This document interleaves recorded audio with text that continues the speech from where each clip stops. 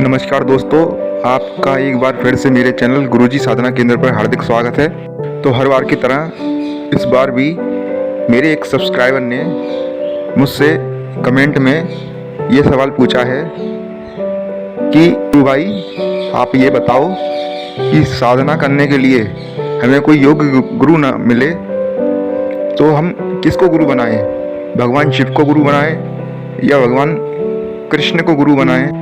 यदि हमें किसी व्यक्ति में गुरु बनाने लायक योग्यता ना दिखे या कोई हमें योग्य गुरु ना मिले तो हम ऐसा किसको गुरु बनाएं या किस देव को गुरु बनाएं जिससे हमें साधना में जल्दी सफलता मिले। ऐसा एक सवाल मेरे एक सब्सक्राइबर ने मुझसे पूछा, क्योंकि आप लोग अलग अलग शहरों में रहते हो, अलग अलग देशों में रहते हो। किसी को तो योग्य गुरु जल्दी से मिल जाते हैं, लेकिन किसी का पूरा जीवन निकल जाता है, उसको योग्य गुरु नहीं मिल पाता। तो ऐसे व्यक्ति जिनको अभी तक योग्य गुरु नहीं मिल पाए, वो व्यक्ति गुरुओं के गुरु श्री महाअवतार बाबा जी की उपासना करें। मैंने अपने चैनल में पहले भी एक वीडियो महाअवतार बाबा जी के ऊपर बनाई है, जिसमें मैंने बताया है कि महाअवतार बाबा जी 5000 वर्ष से पहले के जीवित व्यक्ति हैं, जिनकी उम्र करीब 5000 वर्ष से ज़्यादा की है और जो आज भी सशरीर जीवित हैं, जिन्होंने मृत्यु पर विजय प्राप्त कर रखी है। तो इन्हीं महाअवतार बाबा जी की आप लोगों को उपासना करनी है और इनको गुरु बनाना है। और इनको गुरु बनाने से, इनकी कृपा प्राप्त हो जाने मात्र से व्यक्ति को बड़ी से बड़ी सिद्धि आसानी से प्राप्त हो जाती है।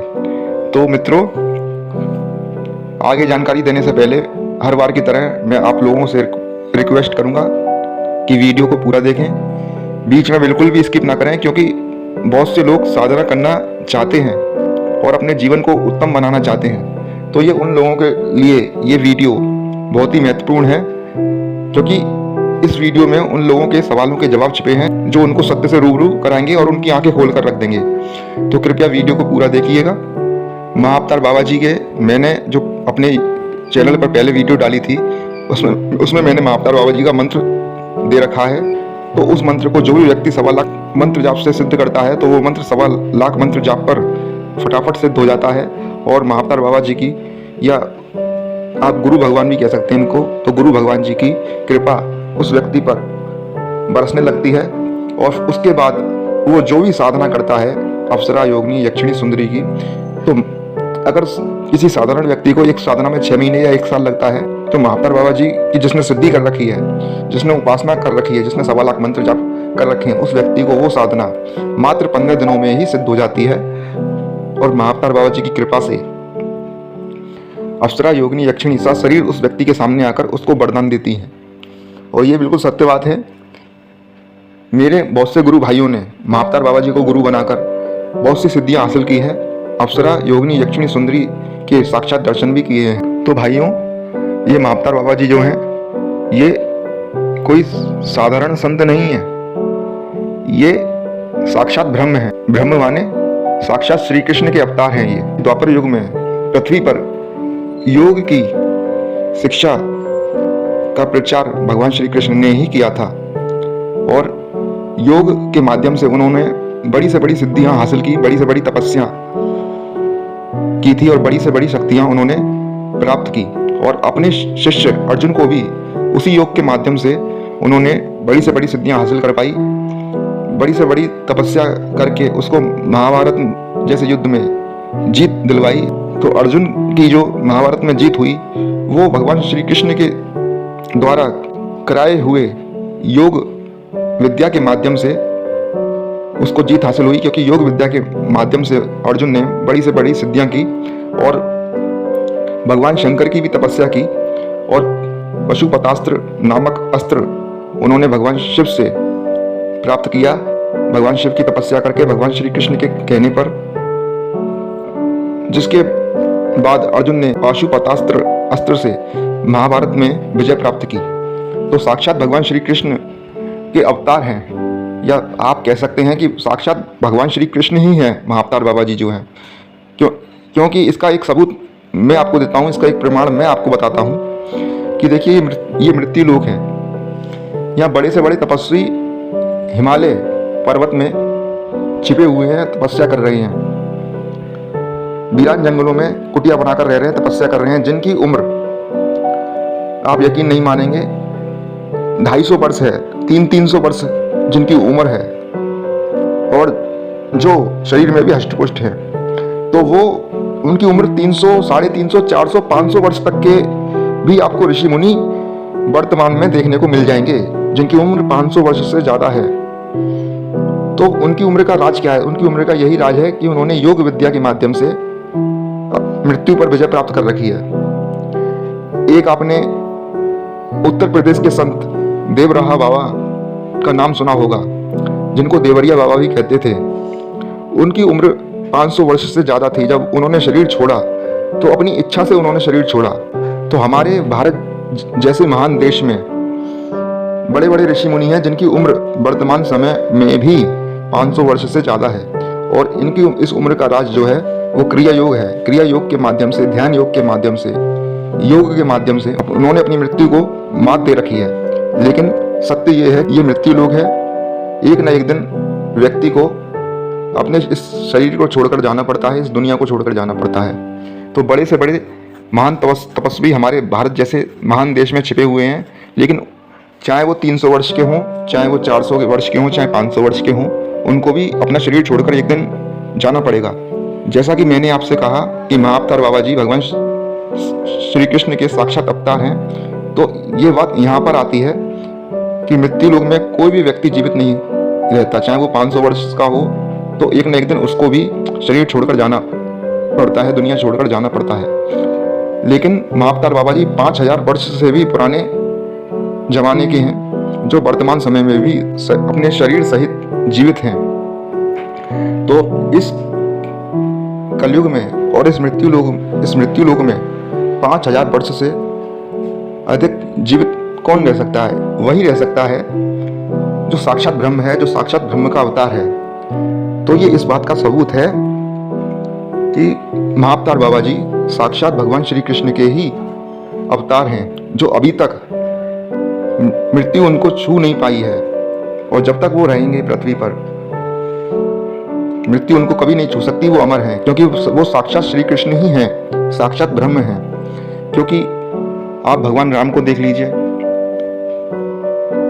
भगवान राम ने त्रेता युग में 11,000 वर्ष से अधिक की उम्र में पृथ्वी पर राज किया था। जब भगवान राम ने इस दुनिया को छोड़ा तब उनकी उम्र 11,000 वर्ष से भी अधिक की थी, और भगवान श्री राम शरीर सहित प्रकट हुए थे और शरीर सहित ही अपने लोक को चले गए। ऐसे ही भगवान श्री कृष्ण ले लीजिए, भगवान श्री कृष्ण भी द्वापर युग में शरीर सहित ही माता देवकी के गर्भ के ऊपर आकर बैठ गए थे, और जब उन्होंने इस संसार को छोड़ा तब अपने शरीर सहित ही वो अपने गोलोक धाम को, अपने वैकुंठ लोक को चले गए। इसी प्रकार से महाअवतार बाबा जी भी अपने शरीर सहित ही इस पृथ्वी लोक पर विचरण करते हैं। और जब वो इस संसार को त्याग कर जाएंगे तो अपने शरीर सहित ही अपने लोक को जाएंगे। ऐसा नहीं कि वो अपने शरीर को यहीं छोड़ जाएंगे, आत्मा निकल जाएगी। जब वो इस मृत्यु लोक को त्याग कर जाएंगे, अपने वैकुंठ धाम में जाएंगे, तो अपने शरीर सहित ही वो अपने वैकुंठ धाम को चले जाएंगे।